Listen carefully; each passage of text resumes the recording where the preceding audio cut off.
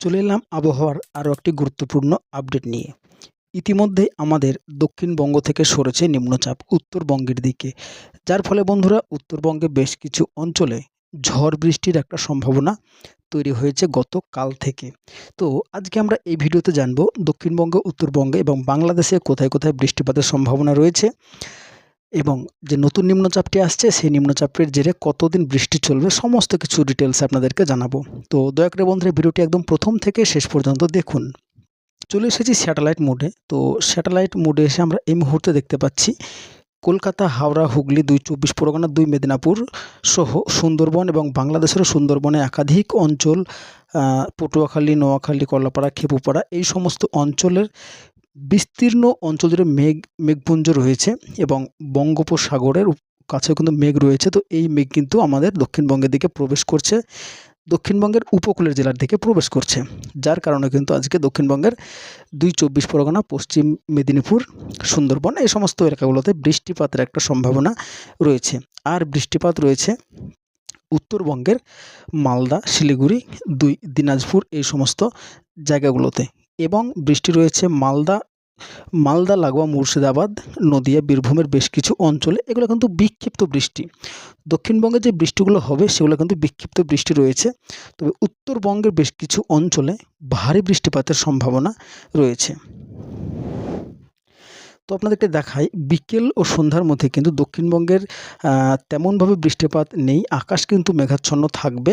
উত্তরবঙ্গের মালদা, দিনাজপুর, শিলিগুড়ি, আলিপুরদুয়ার, কোচবিহার এই সমস্ত জায়গাগুলোতে বৃষ্টিপাতের সম্ভাবনা রয়েছে।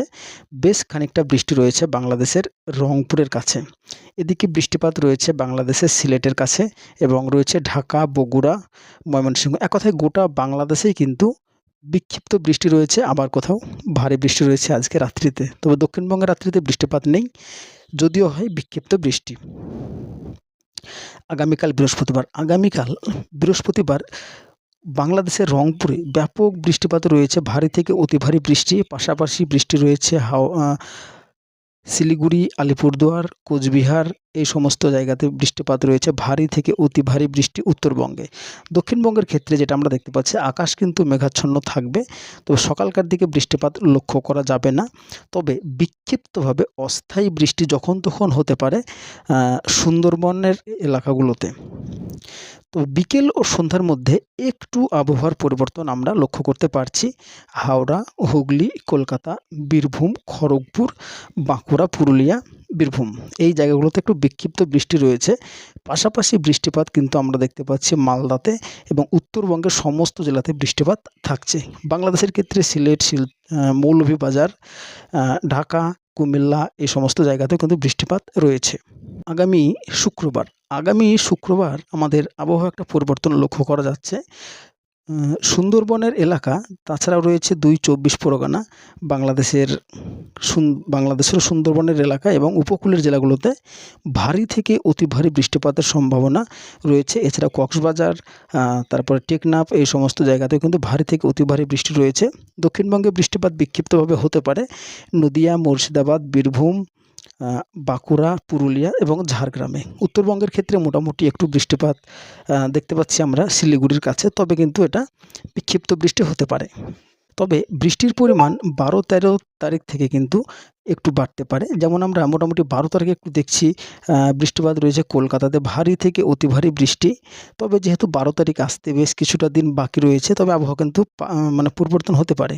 তবে এখানে আপনারা দেখতে পাচ্ছেন যে নিম্নচাপের কথা আপনাদেরকে বারবার বলা হচ্ছিল।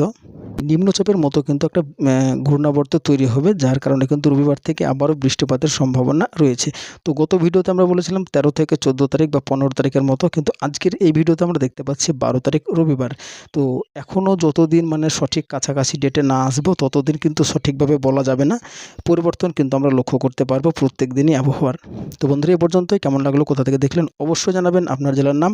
তো দেখা হচ্ছে পরবর্তী আপডেটে। সবাই ভালো থাকবেন এবং সুস্থ থাকবেন।